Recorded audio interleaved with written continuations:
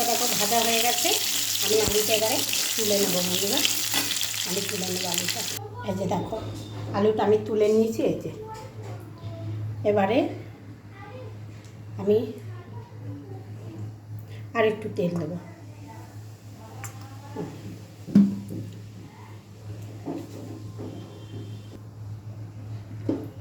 গরম হয়ে গেছে তেলটা।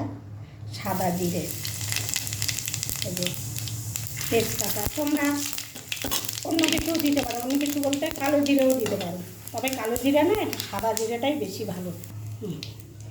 এটাকে আমি জল বেরোবে তো, জলটা নিগড়ে নিগড়ে দেবো।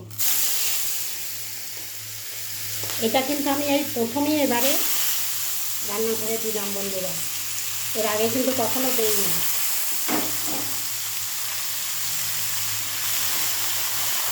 জিরেটা বেশি পুড়ে গেছে, এই জলটা আমি দেবো না, কারণ জলটা অনেকটা বেরিয়ে যাবে। আর আলুটা তো আমার সেদ্ধ হয়ে গেছে, ভাজার সময় সেদ্ধ হয়ে গেছে। বারে বারে সামনে ক্যামেরাটা এসে যাচ্ছে। এবারে আমি হলুদ গুঁড়ো দেবো, হলুদের গুঁড়ো দেবো। হ্যাঁ, এতে আর কোনো মশলা না বন্ধুরা। আর একটু পরে মাছের মাথা আলু দিয়ে দেবো। নেড়ে ছেড়ে নিই, নুন দেবো, মিষ্টি দেবো।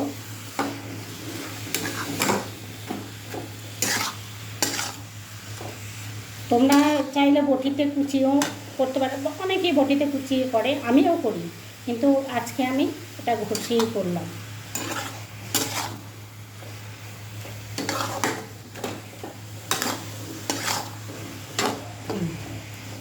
এবার মিষ্টিটা তো এই দেখো, কাঁচা লঙ্কাটা দিয়ে দিলাম।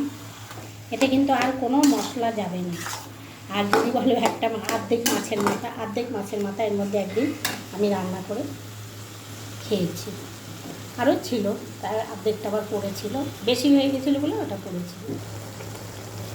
আমি মিষ্টিটা দিয়ে দিই।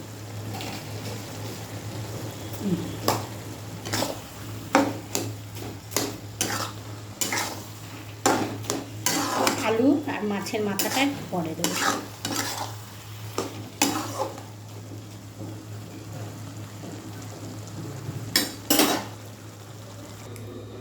বন্ধুরা প্রচুর খিদে পেয়ে গেছে, ডিম সেদ্ধ করেছিলাম, ওটা এখন খেয়ে নিচ্ছি রান্না করতে করতে।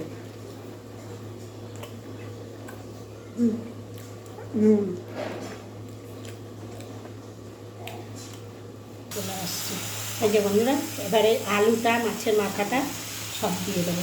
এটা কিন্তু চিংড়ি মাছের করা যায় বন্ধুরা, তারপরে তোমার কী বলে বড়ি দিয়ে করা যায়,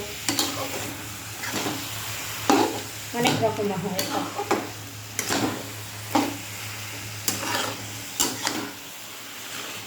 তারপরে ইলিশ মাছের মাথা তো তার বলতে নেই।